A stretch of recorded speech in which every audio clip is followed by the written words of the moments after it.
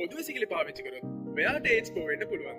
ඉතින් මේකට උත්තරේ මේ වීඩියෝ එකේ අවසාන වෙද්දී ඔයාලට දැනගන්න පුළුවන්. ඉතින් වෙනකොට ලංකාවේ ගොඩක් ඒඩ්ස් රෝගීන් වාර්තා වෙන්න පටන් තියෙනවා. ඒඩ්ස් රෝගීන්ගෙන් ඔයාට ඒඩ්ස් බෝ වෙන්න පුළුවන්. මොකද කියන්නේ? ඒක දැනගෙන මේ HIV වෛරසය ඔයාගේ ඇඟට ඇතුළු වුණොත් එහෙම මේ වෛරසයට පුළුවන් ඔයාගේ ඇඟේ ප්‍රතිශක්තිකරණ පද්ධතිය. ඒ කියන්නේ රෝගවලට විරුද්ධව ඔයාගේ ඇඟ දක්වන ප්‍රතිරෝධය අඩු කරන්න. මෙහෙම වුණොත් එහෙම ඔයාව ඉතා පහසුවෙන් ලෙඩ රෝගවලට ගොදුරු වෙන්න පුළුවන්.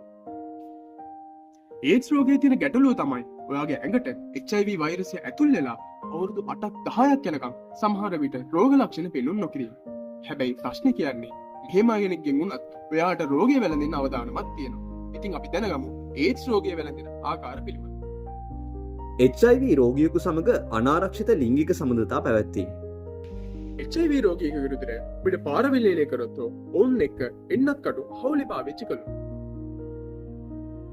HIV ආසාදිත මවකගෙන් දරුවාට ගර්භණී කාලයේදී දරු උපතේදී හෝ මව්කිරි ලබා දීමේදී HIV රෝගය බෝ වෙන්න පුළුවන්. එහෙමනම් කොහොමද මේ HIV රෝගය ඇති වෙන එක වළක්ව ගන්න? ලිංගිකව එකතු වෙනකොට කොන්ඩොමයක් පාවිච්චි කරන්න. HIV ආසාදිත බවට සැකයක් තියෙනවා නම් ගර්භණී වීමට උත්සාහ කරන්න කලින් HIV පරීක්ෂාවක් සිදු කරගන්න. ඒඩ්ස් බෝ වෙන ක්‍රම වගේම ඒඩ්ස් බෝ නොවන ක්‍රමත් නිවැරදිව අපි දැනගෙන ඉන්න ඕනේ.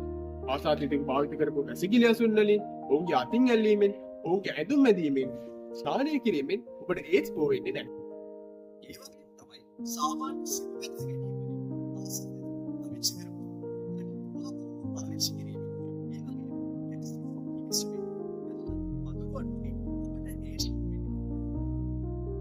මේ නිසා යම්මයි ඒඩ්ස් ආසාදිත රෝගී උපමණය කොන් කිරීම, ඉරියව් කිරීම,